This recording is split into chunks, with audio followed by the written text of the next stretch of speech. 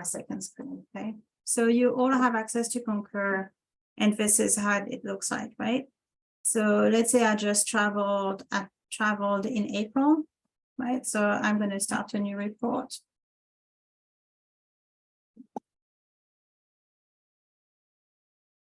This is my April 2023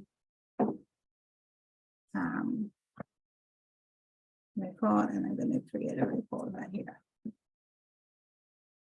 So when we're talking about submitting your per diem, here you will see the travel allowance. This is the piece that you're going to have to put your information through, okay? So on the travel allowance, you can manage your travel allowance. And basically here, you're going to see you're going to create an itinerary, right? So I'm going to create an itinerary, and they say I went to I departed from Auckland. I'm going to put the date. I left on April 10. I left at 9 a.m. I arrived in Chicago at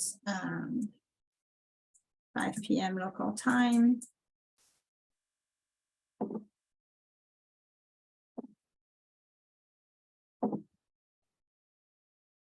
And then, you know, I'm leaving from Chicago on the 13th.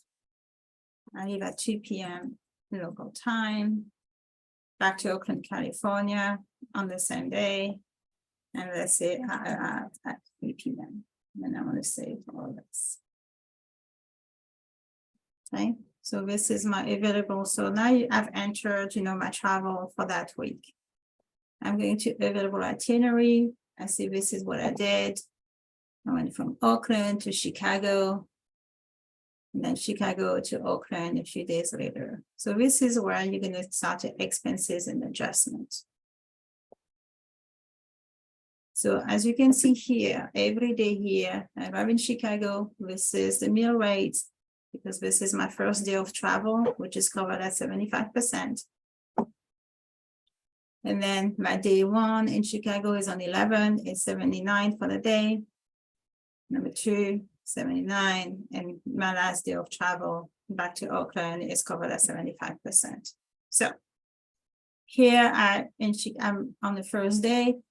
I had breakfast, I had lunch, and I had dinner. So I'm not going to check any of that because I paid out of my for myself only. Okay.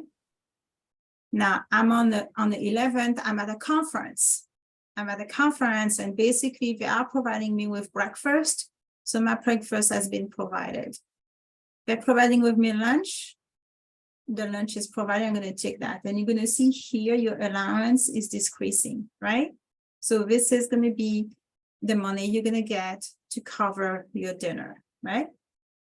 On the second day, they're only providing breakfast,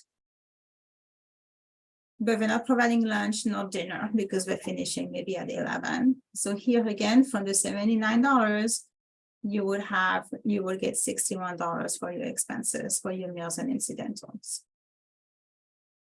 Then, you know, you're returning on Chicago, and let's say that, you know, that morning, again, you have maybe the breakfast was included in your hotel room, for example, then you're going to check that because it's going to be a breakfast provided.